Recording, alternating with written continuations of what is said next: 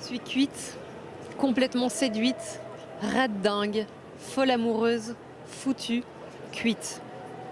Je suis là à gauger dans son assiette, prête à être consommée. Je suis poule en sauce dégoulinant de désir. Face à lui, coq, soudain moins affamé. C'est que mon coq, il aimait tant chasser. Et moi, conne, j'ai cessé de fuir tant il me plaisait. Moi, conne, j'en ai eu assez de résister. Et je me suis laissée attraper et peu à peu enfermée dans ma peau de poule gloussante. Quelle conne, quelle conne, quelle cote, cote, cote, cuite. Merci Mélanie Chapuis, vous êtes pressée à ce jeu difficile. Je sais que vous aimez lire en public. Alors là, vous avez lu, alors que vous êtes une vraie auteure, comprenne qui pourra. C'est un conte d'auteur. Est-ce qu'on a le droit, quand on est une vraie auteure, de publier un conte d'auteur pour se faire plaisir finalement? Bah justement, je l'ai pris, j'avais envie de me faire plaisir. C'est des monologues de femmes amoureuses qui ont été joués par 5 comédiennes magnifiques, mises en scène par un metteur en scène que j'admire beaucoup en janvier, José Lillo, qui sont jouées à nouveau en octobre. Et voilà, c'est pas un roman, et je me suis dit, bon, moi j'ai envie d'avoir un joli petit livre que je peux offrir. Donc voilà, c'est un livre que j'ai fait à compte d'auteur, c'est mon 8e livre. Donc effectivement, c'est une petite liberté que je me suis permise.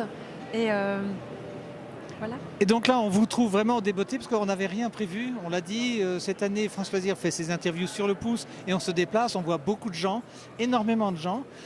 On peut parler un peu du passé. Votre dernier ouvrage pour lequel on vous avait rencontré dans des lieux à Genève, c'était l'ouvrage sur la maison dans laquelle vous résidez et sur une auteure, Emma Vieusseux.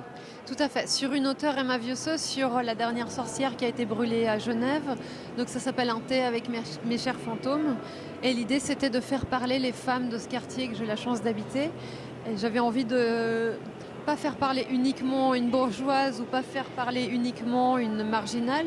Donc c'est vraiment un dialogue entre nous trois, entre cette femme du XVIe siècle, du XVIIe siècle qui a été brûlée sur la place publique, simplement parce qu'elle était guérisseuse et que tout à coup on a décidé qu'elle était sorcière. Donc là on voit tout de suite la souffrance, elle a été torturée, enfin, et d'ailleurs la Genève calviniste, enfin post-calviniste, n'avait rien à envier à l'Inquisition.